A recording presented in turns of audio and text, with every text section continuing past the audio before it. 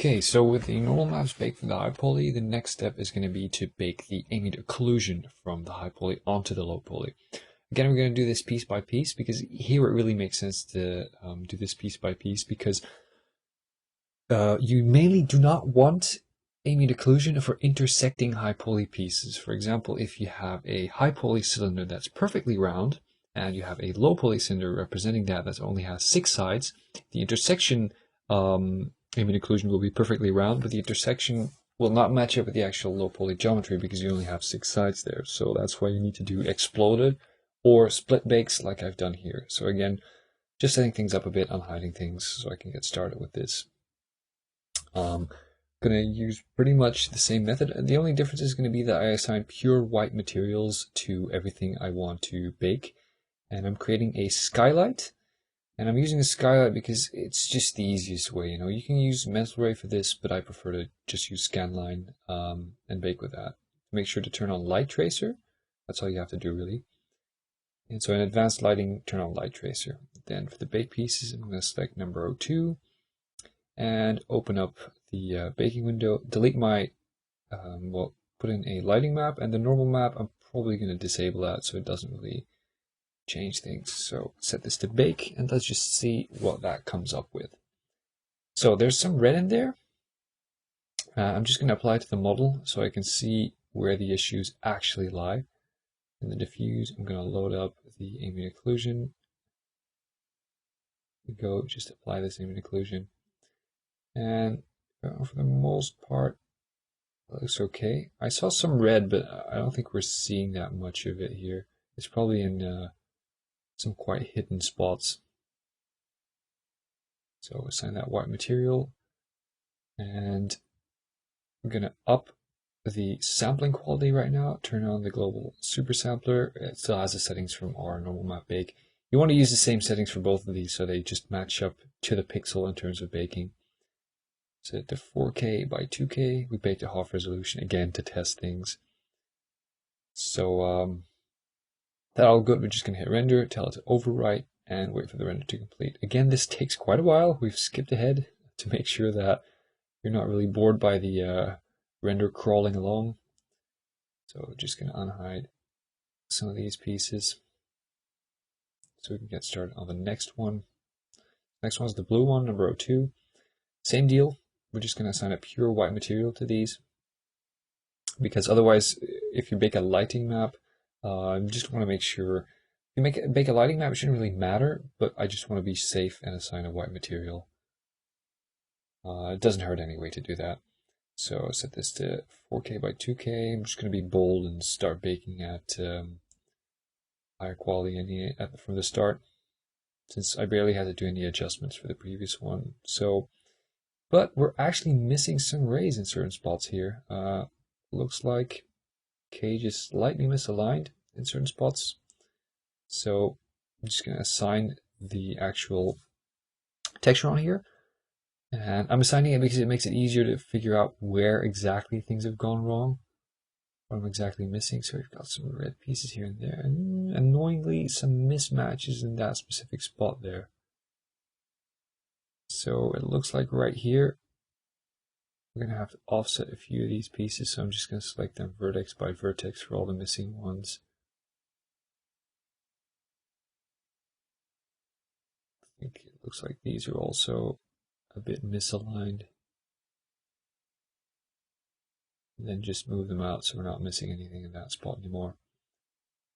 And turn on the baking again. There are a few other areas that we had to fix, but they should be pretty obvious. I mean, just compare the high and low poly in the cage, see what goes wrong there. So with that done, I'm just going to hit render again, see what it comes up with. And we've still got that red stroke there, but that one red thing I think is probably an area that we're not really seeing. It's hidden, so it doesn't matter so much. Then next one here is going to be these extra parts. So I'm going to unhide the others. And it's very important that you hide the ones that you've just done, or they will influence the ambient occlusion of the part that you're going to bake. So only have visible the parts that you will be baking. The low poly will be ignored when you bake. It'll only calculate for the high poly part by itself. So I'm not going to be too bold again now because the previous one had some problems and I want to avoid the waiting times. So pick the correct folder. Yeah, and I baked this one to the wrong folder, so I'm just gonna go in here, paste it there. So this one's gonna be LPO2, LPO3, no, a 1 lighting map. I'm just gonna call it AO, make sure that it's a bit obvious for me to see. Then turn off the super sampler. You don't have to do this. I mean, if you have time to spare, you can just render at max quality all the time, but it doesn't really make sense to do it if you're still testing things. Okay, so next up, we're just going to assign the ambient occlusion again to this final third part. And I'm thinking, yeah, that's the correct one. Turn it on, and then just have a look around. And we're getting some ray misses here and there. Looks like the cage is missing a few specific spots. These are actually a bit too short. This needs to be changed as well. And we're going to move that up. Some of these actually do require me to go and adjust the normal map as well. So I will be rebaking these later. It's just the same process. You know, once the cage has been updated, just enable the normal map element again, set the quality to the correct amount, hit render, and place it in there. So looks like fixed most of those parts. So I'm gonna hide, and yeah, obviously I need to put the correct map on there. This is still showing the old one. And I'm going to combine them all now, because I'm pretty sure that they will be okay. And I desaturate it, and as you will see, it takes out all the red. It turns it into a neutral gray, which is perfectly fine. It actually hides the slight problems that there might be. And honestly, you really won't notice. So same method again, duplicate the layer to another document, hit OK. Just close this one, and I don't want to save my changes. And we're still missing some parts, so let's get that third one in there.